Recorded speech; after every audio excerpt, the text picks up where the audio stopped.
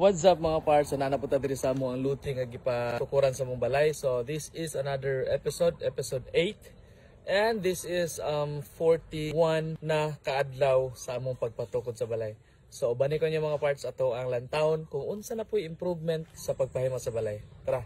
Of course, magsugod gyud ta diri mga parts sa right side portion sa among balay. So as you can see, natanggalan na diha og kanang purma. So solid na siya mga parts.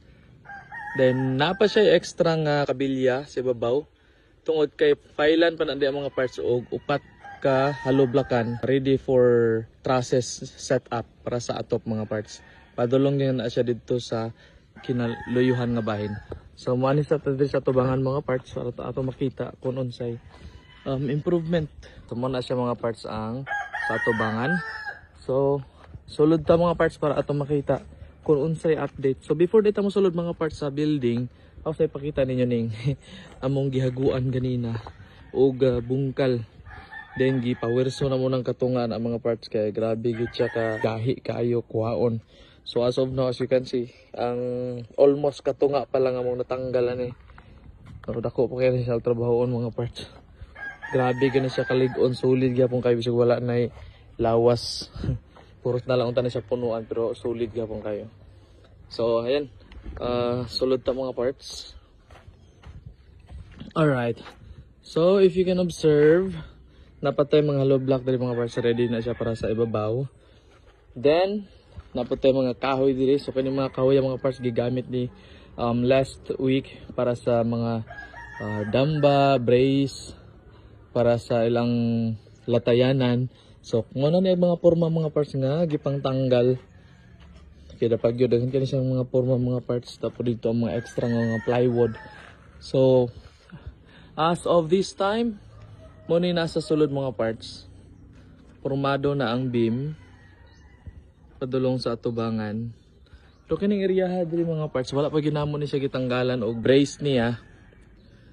Unya na gina siya tanggalan og magsugod na og bubuan ning tubig diri mga parts para makompress ang sand and gravel. Hasta ni siya mga parts, as is lang po ni siya, dili ra ni siya tanggalon.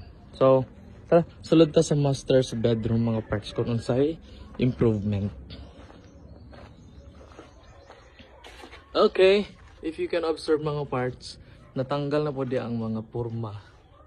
Yan. So as you can observe, sa gikengon ko na ganina, na siya extra nga pila ka kuan length para butangan og hollow block.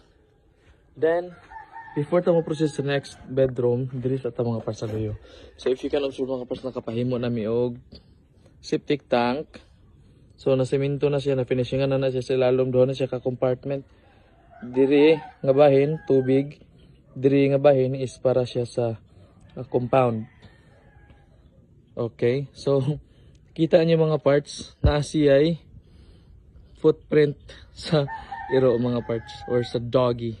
Ayan. By the way mga parts, kining area diri amo na ni siyang gibutangan og tubig. So if you can observe, medyo na compress na ni siya diri. Pero wala pa gid siya ingon nga na bagay, na pa gid mga part nga bugdo-bugdo tungod kay wala pa man gud na tampiran. So diri ta sa CR. So mo po ni mga parts amo na po ning gibutangan diri og tubig. So medyo nag-compress na ni siya mga parts diri area. Then arita sa pikas nga bahin.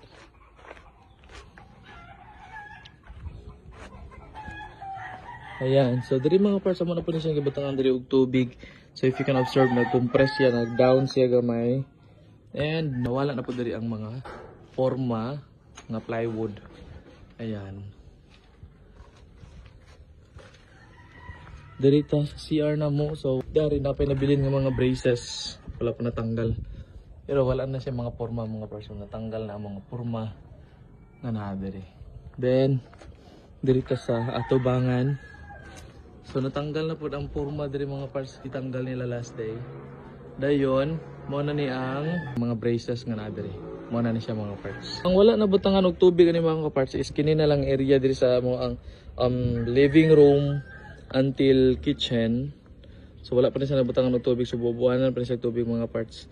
So next day na naman nahimuon kay grabe gud among hago kaganina sa mo ang pagbangag ana nga punuan.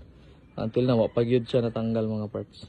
So pagkakaroon mga parts ka na lang sa atong ihatag nga update kay mara man po ato ang nakita nga mga update sa mong pagpahimo sa balay, especially na focus gid sila dito sa gipahimo nga septic tank.